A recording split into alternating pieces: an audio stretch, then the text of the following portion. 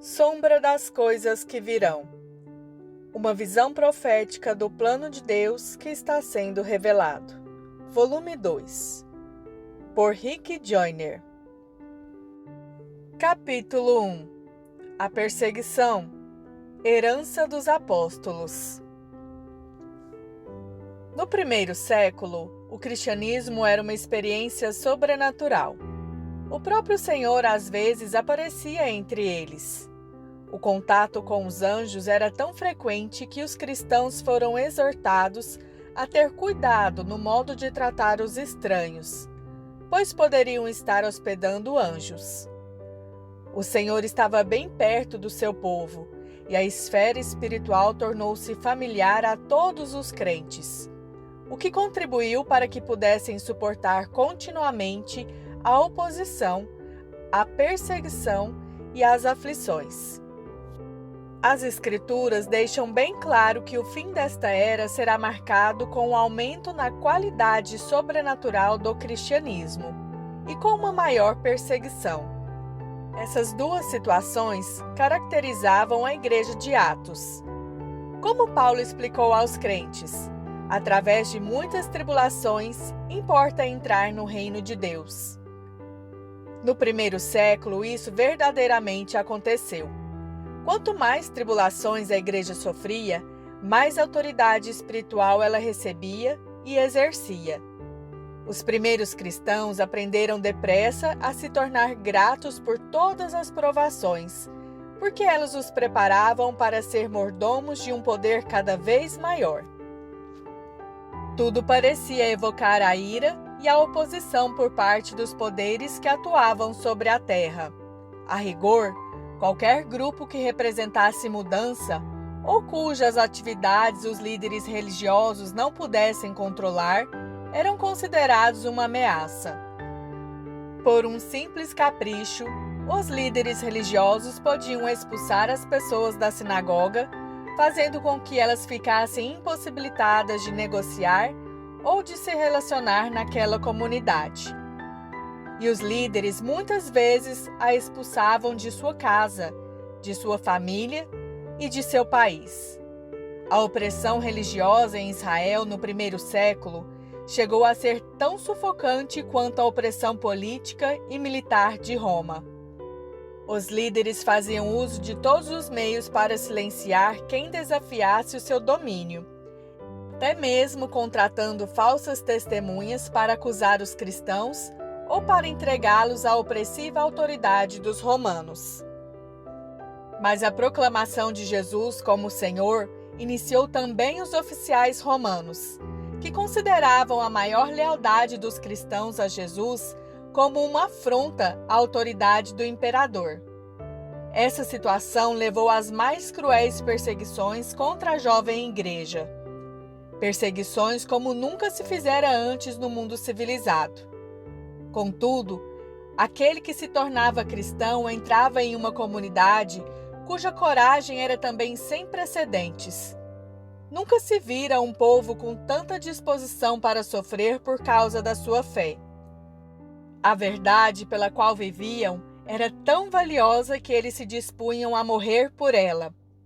Por cerca de 300 anos, crer em Jesus significou arriscar a própria vida a cada dia. O Senhor Jesus havia avisado a seus discípulos o que os esperava. Eis que eu vos envio como ovelhas para o meio de lobos. Sede, portanto, prudentes como as serpentes, e simples como as pombas. E acautelai-vos dos homens, porque vos entregarão aos tribunais e vos açoitarão nas suas sinagogas. Por minha causa sereis levados à presença de governadores e de reis, para lhes servir de testemunho a eles e aos gentios. E quando vos entregarem, não cuideis como ou o que haveis de falar, porque naquela hora vos será concedido o que haveis de dizer, visto que não sois vós os que falais, mas o Espírito de vosso Pai é quem fala em vós. Um irmão entregará à morte outro irmão, e o pai ao filho. Filhos haverá que se levantarão contra os progenitores e os matarão. Sereis odiados de todos por causa de meu nome. Aquele, porém, que perseverar até o fim, este será salvo. Mateus 10, 16 a 22. Como o livro de Atos registra, a igreja primitiva nasceu sob perseguição e, com exceção de uns poucos momentos de sossego, cresceu e prosperou em meio a uma contínua oposição. Boatos diabólicos sobre os cristãos eram inventados e espalhados por todo o império. Diziam que as festas de amor dos cristãos e as celebrações da ceia do Senhor eram para encobrir os mais odiosos crimes, distorcendo totalmente o simbolismo do ritual da Santa Ceia como o ato de participar do corpo e do sangue de Cristo. Os cristãos eram caluniados com o dito de que se juntavam criminalmente para uma festa em que uma criança era morta e em que se davam as mais deploráveis formas de prazer. O boato de que os cristãos eram canibais persistiu durante séculos, e o governo romano usou esta acusação como justificativa para alimentar as feras com cristãos. A animosidade contra as práticas cristãs se popularizou de tal forma que qualquer calamidade pública era dada como causa pelos cristãos. Torturas cruéis foram tramadas quando o imperador Nero de Roma desencadeou todo o poder da espada imperial em uma tentativa de destruir a jovem igreja. Os cristãos eram mortos em uma cruz, ensopados com óleo e queimados, às vezes até mesmo postos em uma fogueira, para serem usados como iluminação pública. Alguns foram pendurados em árvores baixas, de forma que ursos eram usados para arrancar partes do corpo deles, antes mesmo que estivessem mortos. Para grande espanto dos oficiais romanos e religiosos, quanto mais eles afligiam a jovem igreja, mais ela crescia e se espalhava. Cada vez que a igreja era dispersa, as pessoas se tornavam como sementes, e muitas outras congregações surgiam. E quando um líder era morto, ele era substituído por muitos outros que surgiam e tomavam o seu lugar. Os romanos tinham como vencer qualquer exército do mundo, mas não conseguiam vencer a verdade. Quanto maior era a perseguição, mais graça o Senhor concedia à igreja. O primeiro mártir cristão, Estevão, foi de tal modo tomado pela glória do Senhor, quando estava sendo apedrejado, que parecia estar inconsciente de suas feridas mortais. Do mesmo modo, muitos outros mártires, que foram torturados pelos romanos, experimentaram uma graça tão grande que pareciam não sentir a dor que os afligiam. A paz e a glória de Deus que eram refletidas nas faces desses mártires, às vezes se mostraram tão radiosas que seus torturadores se converteram ali, na hora, escolhendo abraçar o mesmo tipo de morte. Muitos dos que foram ver os cristãos serem devorados pelos leões ficaram tão impressionados com a coragem que eles demonstravam que, ao saírem de lá, não tiveram paz, senão depois de aceitarem eles mesmos a fé cristã. Nunca algo assim fora visto em todo o mundo. Era algo que desafiava toda a explicação humana. As perseguições contra a igreja não duraram apenas alguns meses ou anos, mas foram quase 3 séculos. As perseguições mais intensas ocorreram durante os últimos 10 anos desse período. Em 24 de fevereiro de 303, um decreto imperial determinava que toda a propriedade cristã e todas as cópias da Bíblia fossem destruídas. Os direitos civis dos cristãos foram revogados e eles foram reduzidos à condição de escravos. E mais, foi dada a toda a população do império a permissão de atacar e afligir os cristãos fazendo uso de qualquer meio. Multidões de cristãos foram mortos e outros foram atacados e violentados de todos os modos possíveis. Muitos tiveram suas propriedades confiscadas. Contudo, a fé continuou a espalhar-se e a prevalecer, e os fiéis ficaram ainda com maior ousadia no seu testemunho. Durante o tempo da perseguição, não havia falsas conversões, e porque os líderes se tornavam alvos preferenciais, os que aceitavam posições de liderança não eram motivados por uma ambição egoísta, mas apenas por um sincero amor ao Senhor e ao seu povo. Muitas das questões de pouca importância que têm causado divisão em tempos de paz não encontravam espaço para produzir discórdias na igreja perseguida. A perseguição era o fogo que devorava a madeira, a palha e os restolhos, e que purificava o ouro, a prata e as pedras preciosas. Como escreveu Paulo a Timóteo, seu filho na fé: ora, todos quantos querem viver piedosamente em Cristo Jesus serão perseguidos. E Jesus havia dito: bem-aventurados os perseguidos por causa da justiça, porque deles é o reino dos céus. Bem-aventurados sois quando por minha causa vos injuriarem e vos perseguirem, e mentindo, disserem todo mal contra vós. Regozijai-vos e exultai, porque é grande o vosso galardão nos céus, pois assim perseguiram aos profetas que viveram antes de vós. Mateus 5, 10 a 12. A perseguição acaba com todas as fachadas e posturas enganosas, convertendo a nossa fé e a nossa vida no que de fato acreditamos e consideramos ser essencial. A verdade do Evangelho é mais importante do que esta vida. Em testemunho a isso, todos os 12 apóstolos, com a possível exceção de João, morreram martirizados. Os relatos a seguir sobre suas mortes foram condensados do livro Fox Book of Martyrs e dos escritos de Jerônimo, Clemente e outros pais da igreja primitiva. Esses relatos são tradições transmitidas verbalmente e não registros feitos por escrito pelas pessoas que os presenciaram, mas são corroborados por uma tão grande quantidade de testemunhos que o provável é que sejam bastante precisos. O martírio dos apóstolos. Tiago, irmão de João. Depois do martírio de Estevão, o líder que foi levado à morte foi Tiago, irmão de João. De acordo com Clemente, quando Tiago foi levado ao tribunal, seu principal acusador de tal forma foi tomado de remorso que ele mesmo confessou a Cristo e ambos morreram sentenciados à morte. A caminho do lugar da execução, o ex-acusador pediu a Tiago que o perdoasse pelo que tinha feito. Tiago fez uma pausa e então respondeu: paz seja com você, irmão. E o beijou. Ambos foram decapitados juntos no ano 36.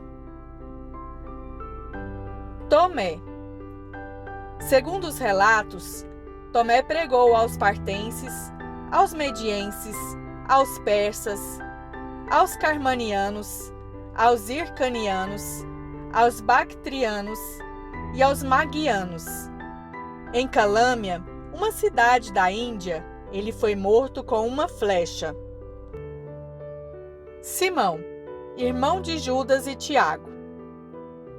Este era o filho mais moço de Maria Cleopas e Alfeu, e tornou-se o bispo de Jerusalém depois de Tiago.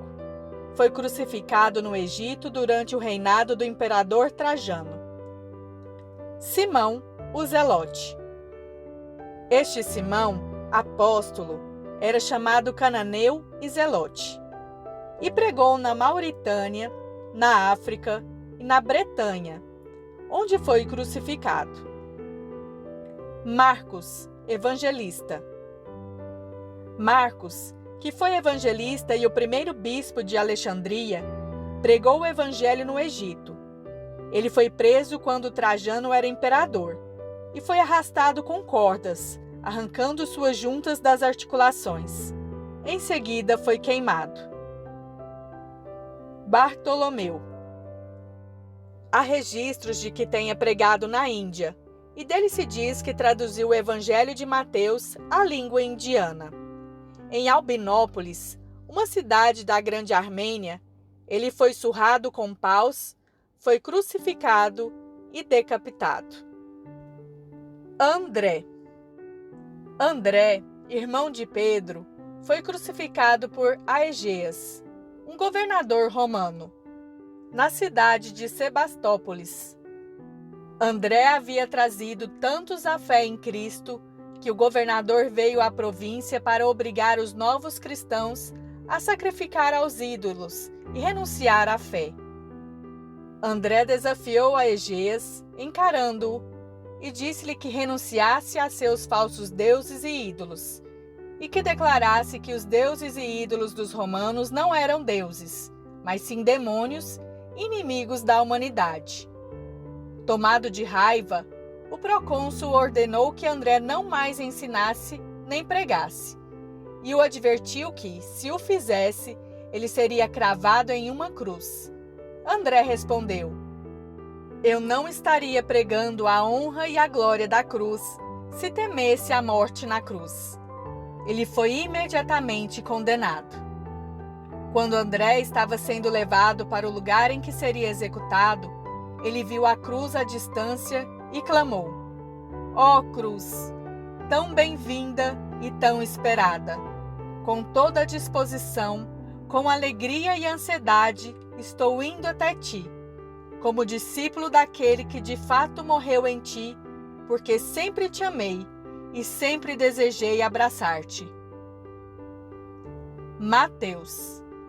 Mateus, também chamado Levi, pregou na Etiópia e no Egito. Hircanos, o rei, o matou com uma lança.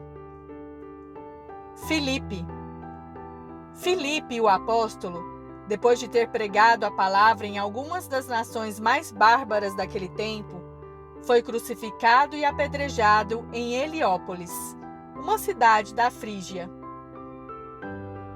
Tiago, irmão de Jesus. Tiago, irmão do Senhor, era estimado por toda Jerusalém por sua retidão, e era chamado de Tiago o Justo. Quando muitos dos principais homens da cidade creram em Jesus, os escribas e fariseus ordenaram a Tiago que não mais proclamasse Jesus como Messias. Durante uma Páscoa, eles o levaram a uma sacada do templo de onde ele podia dirigir-se às multidões lá embaixo. Quando ele começou a testificar que Jesus era o Cristo e que estava sentado à direita do Pai, Tiago foi arremessado de lá. Ele não morreu imediatamente e esforçou-se em sua situação extrema para orar por seus perseguidores. Eles desceram depressa e passaram a apedrejá-lo. Tal como Estevão, ele também morreu orando. Pedro. O apóstolo Pedro estava pregando em Roma quando insistiram com ele que fugisse da cidade, porque Nero queria matá-lo. Ao passar por um dos portões, ele teve a visão do Senhor vindo ao seu encontro. Caindo em adoração a ele, Pedro lhe perguntou para onde o Senhor estava indo, e ele lhe respondeu que tinha vindo para ser crucificado de novo. Pedro entendeu que isso significava que era a hora de ele mesmo seguir o seu Senhor na morte, e voltou para a cidade. Quando foi preso, Pedro pediu para ser crucificado de cabeça para baixo, porque ele não era digno de ser crucificado do mesmo modo que o Senhor. Seu pedido foi aceito. Paulo. O apóstolo Paulo também foi martirizado por Nero. Este enviou a Paulo 2 de seus escudeiros, Ferega e Partemius, com a declaração de sua sentença de morte. Paulo orou por eles a pedido deles, e lhes disse que eles iriam crer e que seriam batizados no dia de seu sepultamento. Ele foi então levado para fora da cidade e decapitado. Os 2 escudeiros creram em Jesus. João. A perseguição cessou quando Vespasiano foi imperador, mas voltou com Domiciliano, irmão do imperador Tito. Nessa perseguição, o apóstolo João foi exilado para a ilha de Patmos. Depois da morte de Domiciliano, João foi posto em liberdade. Ele foi então a Éfeso, onde ocupou o cargo de ancião junto às igrejas e onde escreveu o seu evangelho, até o tempo de Trajano. Há relatos do ministério de João até quando ele atingiu a idade de 100 anos. Há ainda diversos relatos de tentativas dos romanos de matar o apóstolo João, mas que não tiveram sucesso. Por não haver registro algum de sua morte, há quem questione sobre o que Jesus quis de fato dizer a Pedro, com respeito a João. Vendo-o, pois, Pedro perguntou a Jesus: "E quanto a este?" Respondeu-lhe Jesus: "Se eu quero que ele permaneça até que eu venha, que te importa? Quanto a ti, segue-me." Então, se tornou corrente entre os irmãos e dito de que aquele discípulo não morreria. Ora, Jesus não dissera que tal discípulo não morreria, mas, se eu quero que ele permaneça até que eu venha, que te importa? João 21, 21 a 23. Sem dúvida, era um golpe para a jovem igreja cada vez que via um de seus líderes ser morto. Mesmo assim, ela não vacilou nem um pouco, mas continuou propagando o evangelho e se fortalecendo.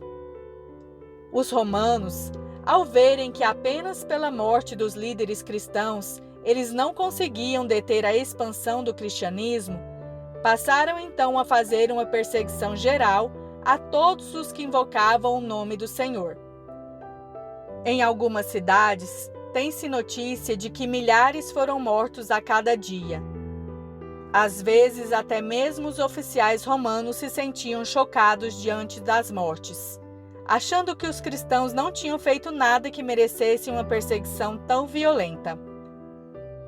Com algumas interrupções, as perseguições continuaram até o ano 311, e nos distritos mais orientais, sob o controle de Maximiliano, até 313.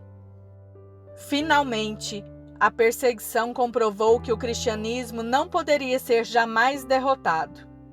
As Escrituras dizem: "Preciosa é aos olhos do Senhor a morte de seus santos."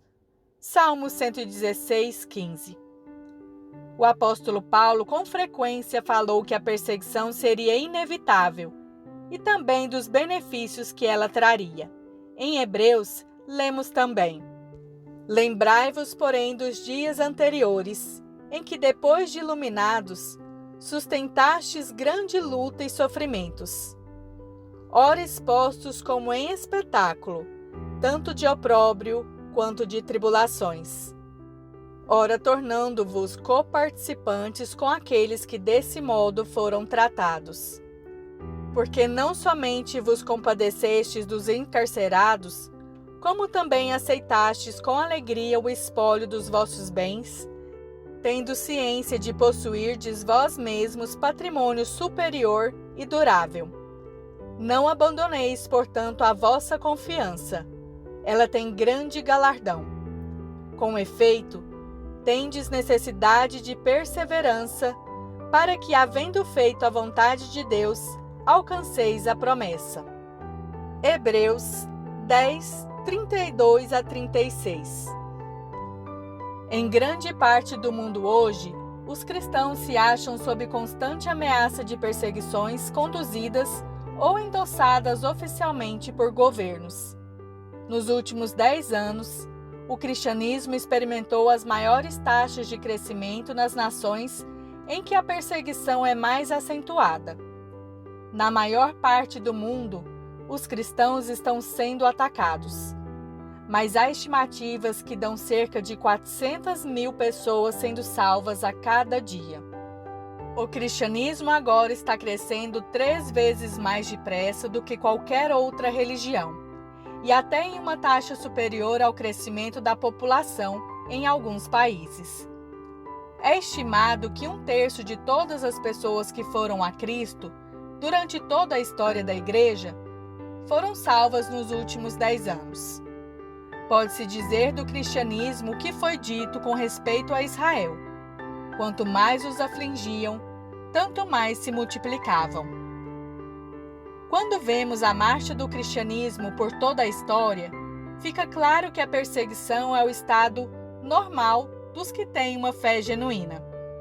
A fé cristã sempre foi uma afronta e uma ameaça àqueles que vivem sob o padrão deste mundo que jaz no maligno, e àqueles que, se dizendo cristãos, cederam à forma do presente século. Isso não deve ser nunca um choque nem um desincentivo para nós. De fato, temos de nos preocupar se não estamos sendo perseguidos. A ausência de perseguição em nossa vida pode ser um sinal de que, na verdade, não estamos vivendo uma vida piedosa em Cristo Jesus e, portanto, não somos uma ameaça aos poderes das trevas.